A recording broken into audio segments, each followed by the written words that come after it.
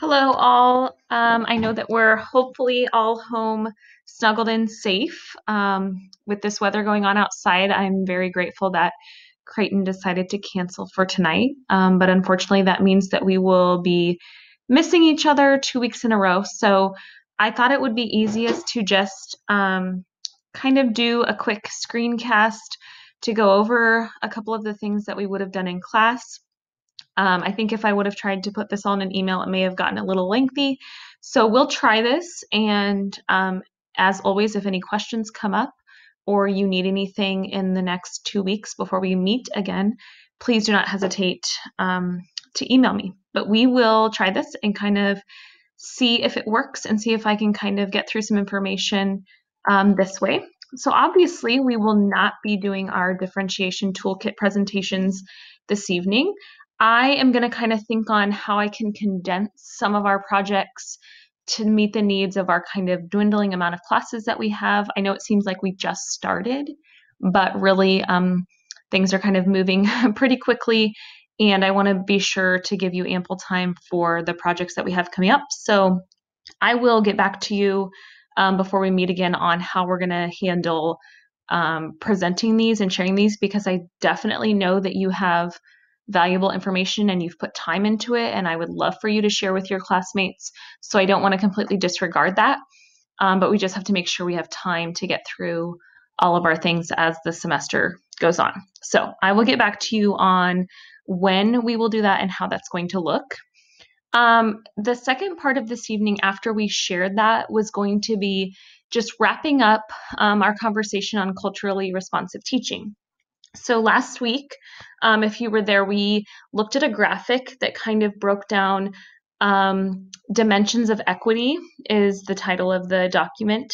And it looked at three different things under this sort of umbrella. And we talked about how culturally responsive teaching is our end goal. That's where we want to be. And that really revolves around pedagogy and how we help students be successful in the classroom. But there are other sort of methods and terms used that a lot of times are used interchangeably, but that really have a separate definition from culturally responsive teaching. So just briefly, we'll go through those again. So multicultural education is what most schools are doing, what you will see in most schools. And it's not a bad thing. None of these that are not culturally responsive teaching are negative.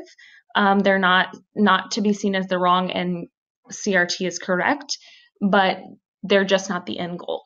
So multicultural education, you may remember that was kind of deemed the quote unquote, it's a small world approach, where maybe you have some posters or some media in your classroom that represent students from multiple perspectives and cultures and things like that, but it's not getting at how we can teach students from various cultures.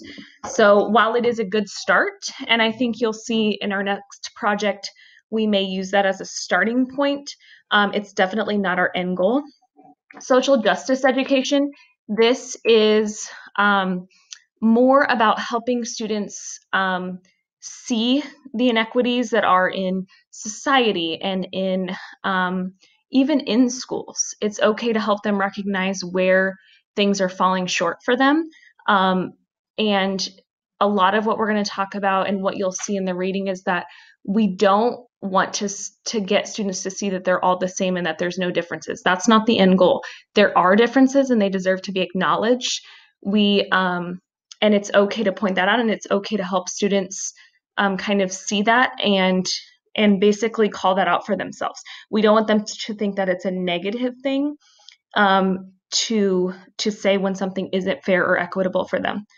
And then lastly, our culturally responsive pedagogy. This is our end goal.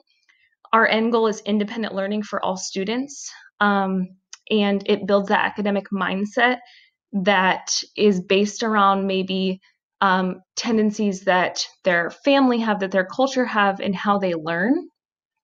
And so when we say that culturally responsive pedagogy is our final end goal, it's that we want the way that we're approaching our teaching and how we're teaching the students that we have in our classroom in any given school year based on their cultural backgrounds. So it's the only one that kind of hits the true academic side of it. And so some of our reading will kind of explain that even better than I could, but really it's just related to that academic mindset more so than the other two. So moving forward, I just want you to take a minute and kind of reflect with yourself. And we would have had a discussion in class with our table mates about this, but just think back to how well your pre-service training prepared you for students that you've encountered. And you can even flip that to academics and some of the other differentiation conversations we've had. But specifically, when you think about your students' cultural backgrounds and their families and where they're coming from, do you feel like your pre-service training prepared you for the students you have here and now? And if you're not in the classroom, if you were previously, did you feel prepared? Do you feel prepared to help any teachers that you work with teach in a culturally responsive way? I feel like personally, it's just not a topic that's brought up in schools a lot. And that's really tragic, especially considering that our schools are only going to become more diverse, and that's a great thing, but are we addressing it appropriately? Are we making sure that our curriculum is responding to the needs of the students that we have walking through the door? And that has nothing to do with just, are our students reflected in them? That is a part of it, and we'll talk about that. But are the management systems that we're putting in place, and are the way that we're asking students to learn, and are the assessments that we have in place reflective of the students that we have in our school? And a lot of time I would argue that the answer to that is no. So just something to reflect upon. Another thing, are the students you serve represented in your curriculum? Are they represented in the literature you use? Are they represented in your classroom? Just period. That is kind of that multicultural education. And as we said, that's not a bad thing. We want to kind of get at it. That's a starting point. That's a starting block.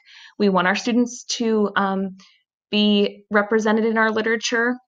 And that is definitely a place where we can kick off being able to have our full instruction meeting the needs of the students that we have in our classroom. Moving forward, you'll notice this slide just very largely has windows and mirrors. And some of you may have heard this adage before. Maybe it's new. Either way, it's an important thing to think about when we are selecting literature and selecting materials for our classrooms. So what this gets at, if it's new to you, is that the literature and the media and the things that we're using in our classrooms and in our schools need to be both windows and mirrors for our students. So that means that they should, any books that you're reading and curriculum that we're using, and any place that students are seeing other students and families and representations, should provide a window into worlds that are not their own. So they should be able to see into families that are not like theirs, and they should see students that are not like them, and into just essentially unfamiliar territory. But students should also have the opportunity to see themselves in mirrors when they're looking into literature that you're reading, whether it be small group materials. A lot of times our guided reading materials are a place where this is a downfall. Students just are not reflected. They're not seeing themselves in the materials that are used. And that's just one example. There are several examples I'm sure we can think of where either a small group of students or even just one student is not represented in the materials that we have and are always looking in windows. They're always looking at somebody else's world, and they're never looking into a mirror to see themselves. Now, I want to caution here, because sometimes this can turn into stereotypes or the one story sort of thing, where this doesn't mean we just insert a student of color into our book to make somebody feel like they're represented. It just means that our everyday materials should have students that look like the kids in our class, that look like the students we're working with. It should be natural. They shouldn't feel like an anomaly.